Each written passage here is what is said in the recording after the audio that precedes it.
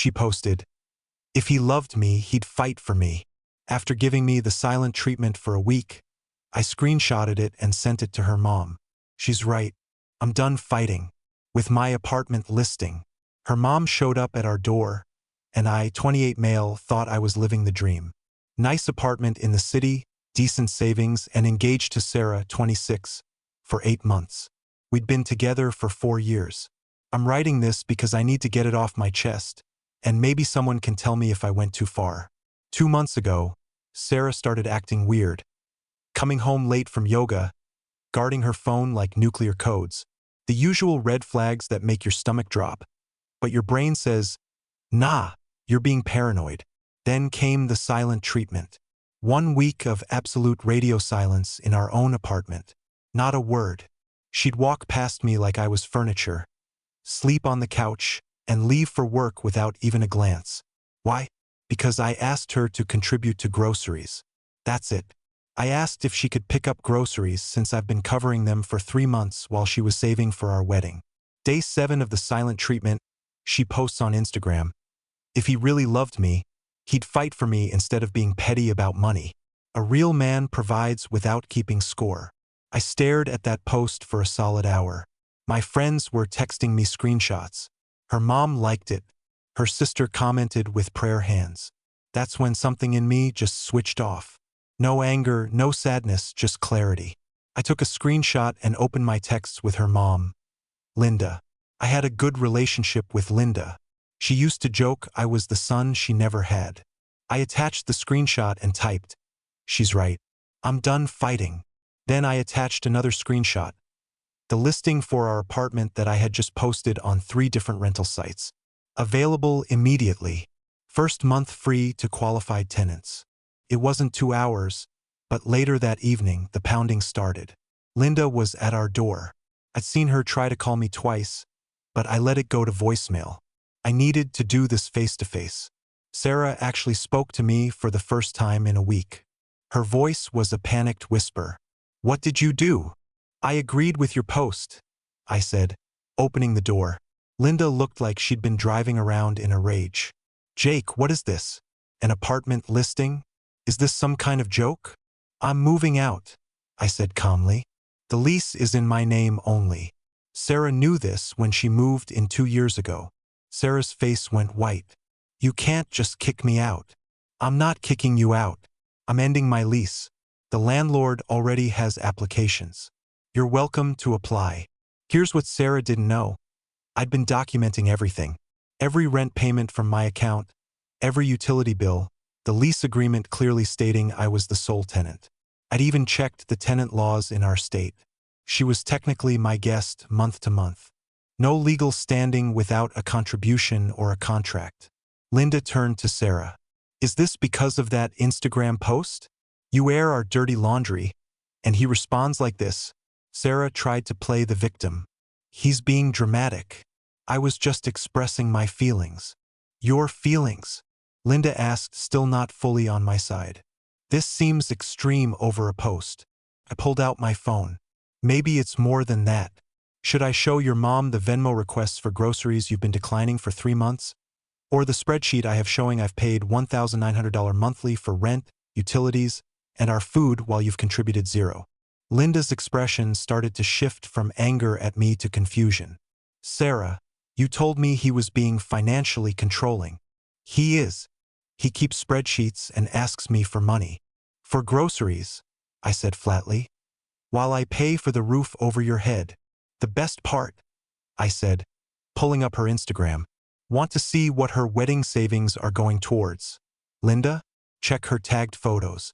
Here she is in Cabo last month and Miami 2 weeks before that. Oh, and this new designer bag she posted yesterday." Linda snatched my phone and started scrolling, her face hardening as she connected the dots. She was reading the crime report of her daughter's lies. "Those trips were gifts for my friends," Sarah protested weakly. "I deserve to have fun." "With whose money?" Linda asked quietly, not looking up from the phone. Silence. "Mom, you don't understand." "I understand perfectly," Linda said, handing my phone back. "You've been lying to me, to him. using this man while telling everyone he's cheap. I decided it was time. There's more. But I don't think you want your mom to hear it. Sarah's eyes went wide. She knew exactly what I meant. What more? Linda demanded. Sarah grabbed her mom's arm. We should go. He's just trying to manipulate you. No, Linda said, shaking her off. What more? I looked at Sarah, gave her one last chance. She just glared at me with this entitled smirk, like she still thought she had the upper hand. Your daughter has been having an emotional affair with her coworker, Marcus, for at least 6 weeks. I have screenshots of their texts. Nothing physical yet, according to them, but plenty of my boyfriend doesn't understand me like you do. And I wish I'd met you first. Linda looked like I'd slapped her. Sarah started the waterworks immediately. You went through my phone. No, I said calmly. You left your iPad logged in at home. The messages sync. A notification from Marcus popped up saying, "Can't wait to hold you again." I got curious. Linda stood up slowly, her face a mask of cold fury. Sarah Carr. Now. Mom, please. Now. As they were leaving, Linda turned back. I'm so sorry, Jake. I'll have her stuff out by the weekend. I already packed it, I said, gesturing to the neat boxes by the door. Just needs a truck. Sarah lost it. You packed my things? You can't touch my stuff. I wore gloves, I said. Didn't want to get emotional. She actually tried to push past her mom to get to me, but Linda held her back. You're a psychopath, Sarah screamed. I'll sue you. This is illegal eviction. It's not eviction if you were never a tenant, I said. You're a guest who's overstayed their welcome. As Linda dragged her to the car, Sarah screamed one last thing. Marcus is twice the man you are. Cool, I called back. Maybe he'll pay for your groceries. It's been a few days since the Linda incident. I thought that would be the end of it. I was wrong. Sarah started a social media campaign. Over the next 48 hours, my phone blew up. She posted her version of our story on every platform. I'm an abusive, controlling ex who threw her onto the streets after financially abusing her for years. She claimed I monitored her spending, isolated her from friends, and kicked her out for standing up for herself. The messages started rolling in. Her friends calling me every name in the book. Random people sending death threats. Someone posted my LinkedIn on Twitter. Then Marcus showed up at my apartment. Not what I expected. The guy looked pale and agitated, not heartbroken. We need to talk, he said, his eyes darting around like he was expecting Sarah to pop out. Against my better judgment, I let him in. Did you know she had a fiancé? I asked, cutting straight to it. She said you were roommates, he mumbled. Said you were gay? I let out a short, sharp laugh. Gay roommates who share a bed and have been together for 4 years? She said you were deep in the closet, that your family was super conservative and you were using her as a cover. He looked completely defeated. I'm married. Plot twist. I didn't see that coming. Your wife know? I asked. She does now. Sarah sent her screenshots of our emotional conversations after I told her she couldn't stay with me. She asked you to take her in? Showed up at my house with her stuff. My wife answered the door. He rubbed his face, looking exhausted. I'm sleeping in my car. I came here because I need to know what else is a lie. I poured him a drink. It was surreal bonding with the guy who was texting my ex, but we were both caught in the same web. She told me you were abusive, he said. Showed me bruises. Bruises. He pulled out his phone, showed me photos she'd sent him. Bruises on her arms and legs. Date stamped from last month. She does CrossFit, I said. Those are from box jumps and missing a clean. I have videos of her at the gym getting those exact bruises. His face went even paler. She said you hit her. Never touched her in anger in 4 years. I pulled up my photos. Here are her Instagram stories from the gym. Same bruises, same locations. See the dates. He stared at the evidence like his world was crumbling, which I guess it was. I might lose my wife over this, he whispered. You might lose your wife for cheating, I corrected gently. Sarah was just the bomb you chose to blow up your life with. He nodded slowly. Is she with her mom? As far as I know. Her mom called my wife, apologized for Sarah's behavior, said she raised her better. He laughed bitterly. My wife told her it wasn't her fault her daughter's a homewrecker. We sat in an awkward silence that stretched for a few minutes. She's still telling everyone you're evicting her illegally, he finally said. I know. I've already consulted a lawyer to send a cease and desist. Is it illegal? No. She was never on the lease, never paid rent or utilities. In this state, that means she has no tenant rights. She was a long-term guest, and her invitation was revoked. She told me she paid half of everything. I pulled up my bank statements on my laptop, showed him 2 years of rent payments, all from my account. Jesus, he muttered. She played us both. Your wife might take you back, I offered. Sounds like she's a fighter. He shook his head. 20 years of marriage thrown away for this. After he left, I checked social media. The narrative was slowly shifting. Marcus's wife had started posting her side, including Ring camera footage of Sarah screaming at her to fight for your man. Don't be a doormat. Linda's apology comment on a mutual friend's post also started making the rounds.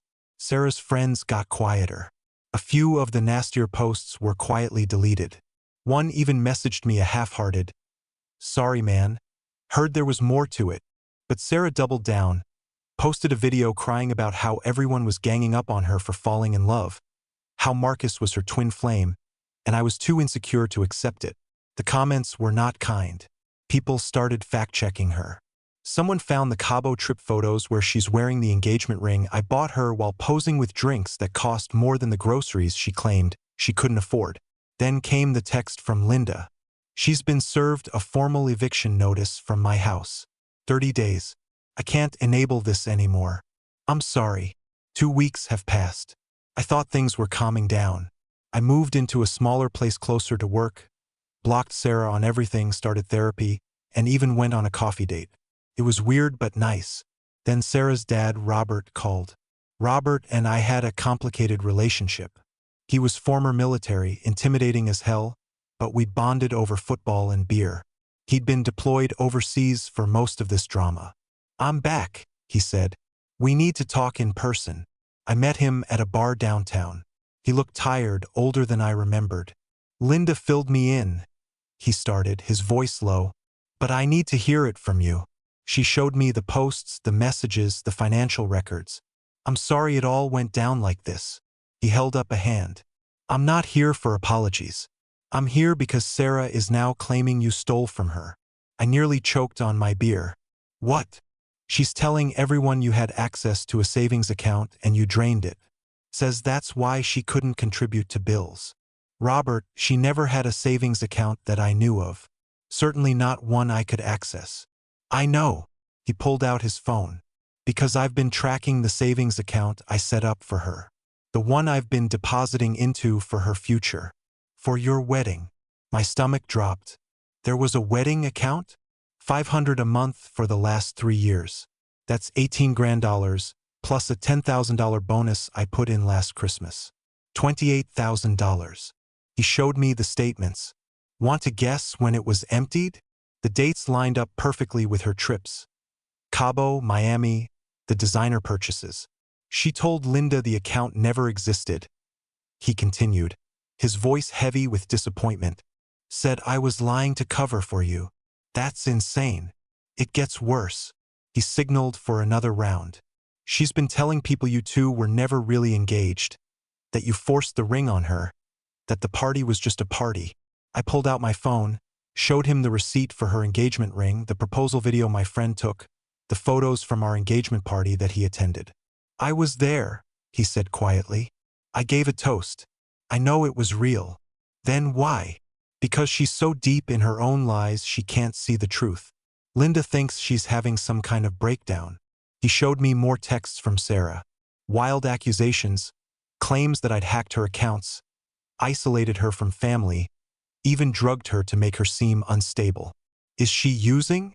I asked, the thought occurring to me for the first time. We don't think so. Just spiraling. He looked defeated. She's my daughter. I love her, but I don't recognize this person. What do you need from me? The truth. A written statement for our lawyer. Lawyer. She's trying to sue you for theft and emotional damages. We have to stop this before she ruins her life completely. I agreed to write a statement and provide all my documentation. Robert thanked me and got up to leave, then paused. I'm sorry, son, he said. I thought I raised her to be a better person than this. You did, I said. This isn't on you. He nodded grimly and left. That night, I got a call from an unknown number. It was Sarah's voice. You turned my dad against me. Sarah, stop. First my mom, then Marcus, now my dad. You're a master manipulator. You stole $28,000 from your parents. Silence. That was for our wedding, I continued. The one you spent on trips with your friends while crying poverty to me. That money was mine, she shrieked. For a future you threw away. A future you lied to me about. I needed to live my life. You were suffocating me. By asking you to buy a carton of milk? She started sobbing. Why are you doing this to me? I'm not doing anything. I'm just not lying for you anymore. I'll drop the lawsuit if you tell my parents it was all a misunderstanding. No. I'll ruin you. I'll tell everyone you. What? What lie is left, Sarah? Everyone knows the truth now. I'm pregnant. I laughed. A hollow, tired laugh. No, you're not. How do you know? Because we haven't had sex in 3 months. Because you've been posting drinking videos every weekend. And because you already tried this lie with Marcus, and his wife has the screenshots where you admitted you weren't. She hung up. The next morning, Linda texted. She admitted she's not pregnant. We're getting her into counseling. Please, for your own sake, don't respond to any more of her attempts to contact you. It's been a month since everything exploded. I should have left it alone, should have just moved on. But the universe has a twisted sense of humor.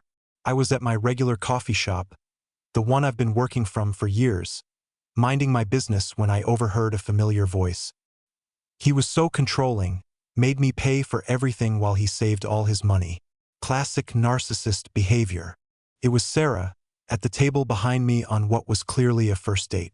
She had the audacity to come to my spot. The guy was eating it up. That's terrible. You deserve so much better. I do, she sighed dramatically. I just want someone who understands that relationships aren't about keeping score. I couldn't help myself. I slowly turned in my chair. Hey, Sarah. Her face went from fake sad to real panic in record time. Jake. I'm Tom, the guy said, extending a hand. He seemed nice. Poor bastard. Good to meet you, Tom. I looked at Sarah. Didn't realize you came to this neighborhood. How's the apartment search going? Fine, she said quickly, grabbing her purse. Tom, we should go. Actually, I said to Tom. Quick question. Did she mention she's currently trying to sue me for theft? Tom blinked. What? Sarah stood up. He's lying. This is what he does. He follows me and tries to embarrass me. Sarah, this is my regular spot. I have the receipts to prove it, I said, pointing to my laptop. And this is the first time I've seen you since your dad asked me for a statement for your lawsuit, which, by the way, my lawyer says is going nowhere. Your lawyer? Tom asked, looking between us. For the emotional damage and theft charges she filed, I explained calmly. Even though her own parents have bank records showing she stole nearly $30,000 from them. Stop! Sarah screamed. The whole coffee shop was staring now. Tom stood up slowly. I think I should probably go. Tom, wait. He's a manipulative liar. Tom looked at me. Is she currently living with her parents? Last I heard, she was served an eviction notice from there, so I'm not sure. She said she owned a condo downtown. He just shook his head and walked out without another word. Sarah turned on me, her face contorted with rage. You just can't let me be happy. You sat behind me in my own coffee shop, telling lies about me. What did you expect? You probably followed me. I gestured to my laptop. I've been here for 2 hours working. See the timestamp on these files. She glared at me with pure hatred. I lost everything because of you.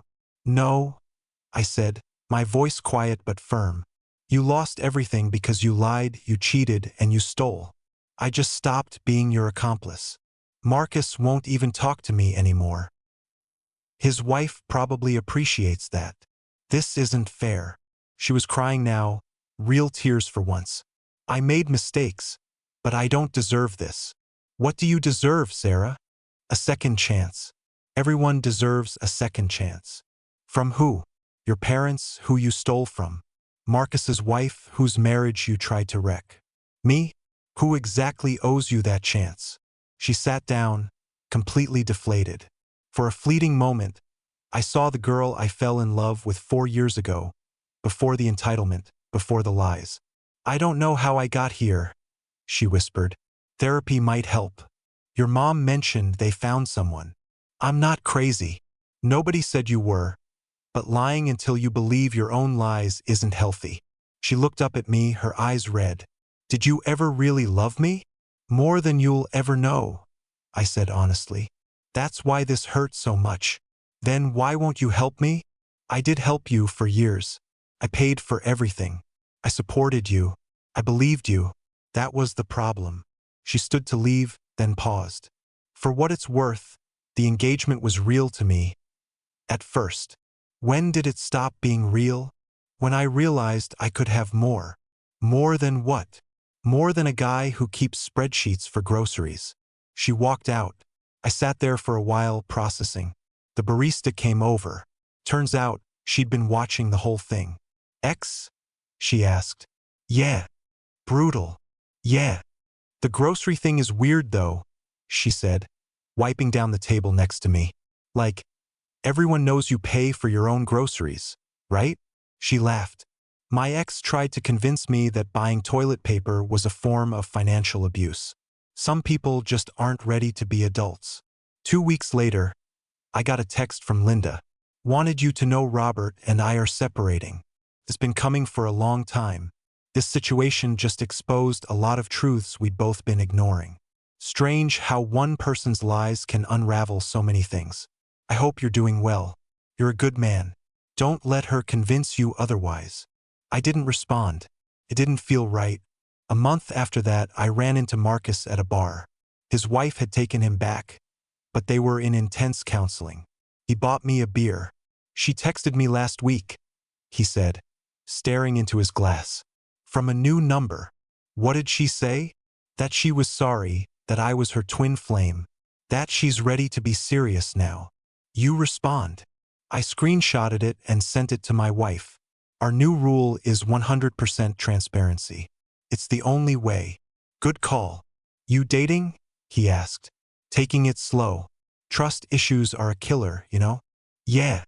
He raised his glass. To learning the hard way. The hardest. Last I heard, Sarah was working part-time and living in a studio apartment, still posting motivational quotes about rising from the ashes and knowing your worth. Comments are turned off. Her last flying monkey texted me yesterday. She said, "You ruined her life over groceries. That's so petty." I responded, "It was never about the groceries." They asked, "What was it about then?" I thought for a long time before answering. Respect. They didn't reply. My therapist says I'm making progress. The trust issues are real but workable. I still flinch when a date mentions she forgot her wallet or jokes about me being the man. So I should pay. Small trauma responses to work through, but I'm at peace with how it ended. Sometimes the best revenge isn't elaborate. Sometimes it's just refusing to lie anymore. Refusing to enable, refusing to set yourself on fire to keep someone else warm. And yes, I still screenshot my grocery receipts. Old habits die hard.